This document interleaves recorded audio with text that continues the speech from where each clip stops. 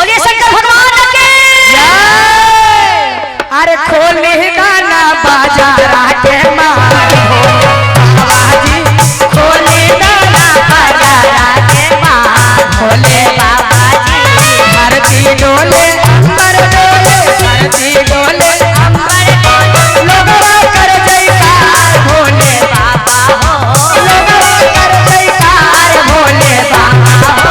खोले गाना बाजार के मार भोले बाबा हो भोले गाना बजरा के मार भोले बाबा हो भोले गाना बजरा के मार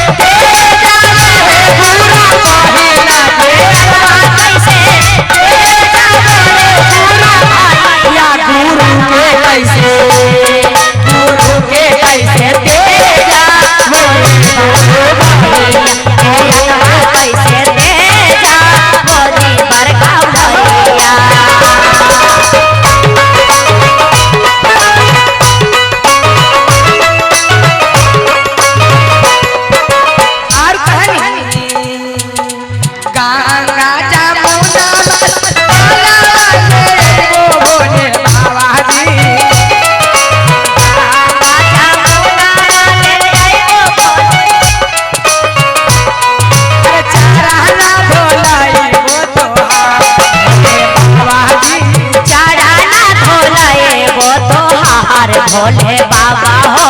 चरण धोलाए वो तो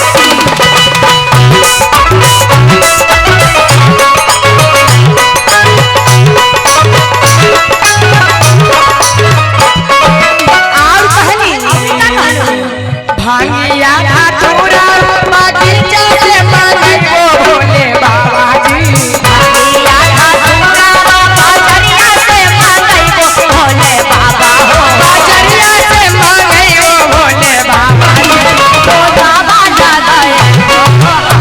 भोले बाबा हो भोगावा लगाए वो तोहार भोले बाबा हो भोगावा लगाए वो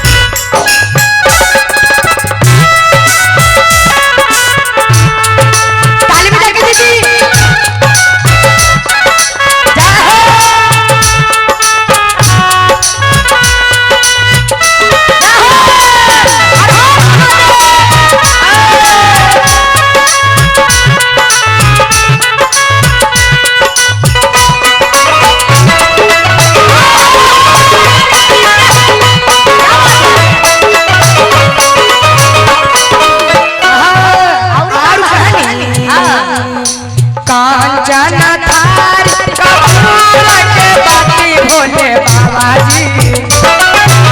कांचन थाल कपूर के बाती भोले बाबा हो कपूर के बाती भोले बाबा हो कि भोले बाबा हो आरती उतारा वो तोहार भोले बाबा हो